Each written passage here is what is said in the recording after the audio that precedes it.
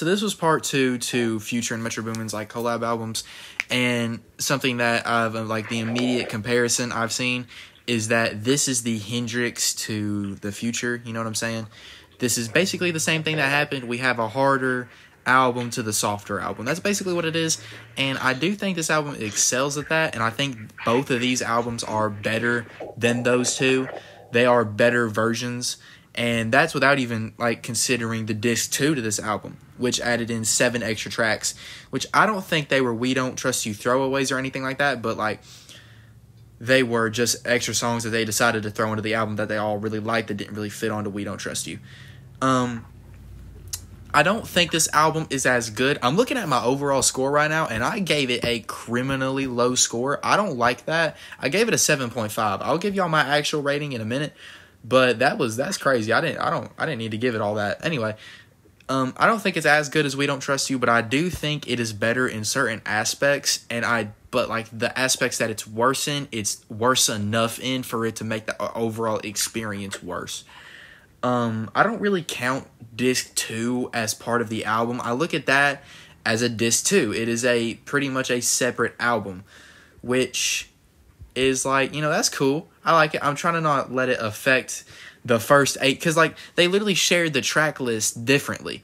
You know what I'm saying? You got the disc 2 track list, which they gave a obviously different appearance than the disc 1. So I'm considering it 2 different like packages.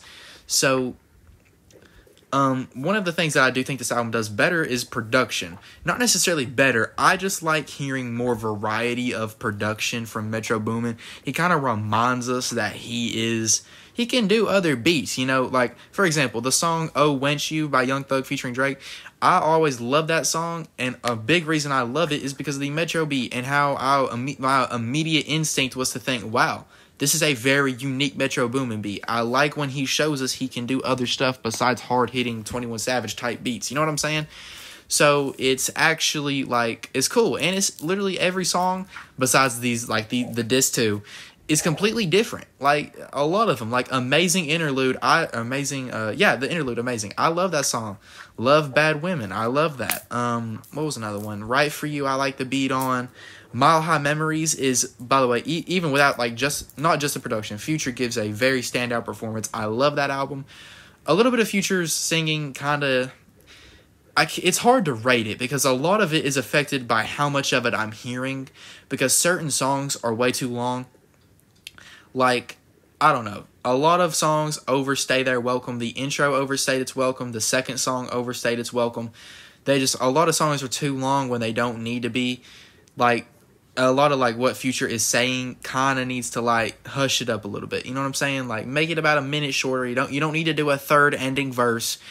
Just make it 2 verses. A lot of the features on this song on this album are not major, but like enough. They give enough to improve the song. Ty Dolla $ign, Chris Brown, The Weeknd is a big contributor in this album, and it's really good. He gives another Drake diss, which everyone was doing, I guess. I know, like, besides the singing, that Futures does manage to slide on all these songs. Like, his rapping is really good. I love Amazing. I love that song. I think he slides on it. I think they had to fix the mixing, because at first, I swear it sounds, like, I swear to God, it sounds better than it did the first time I heard it. I promise you, which makes me even like it even more.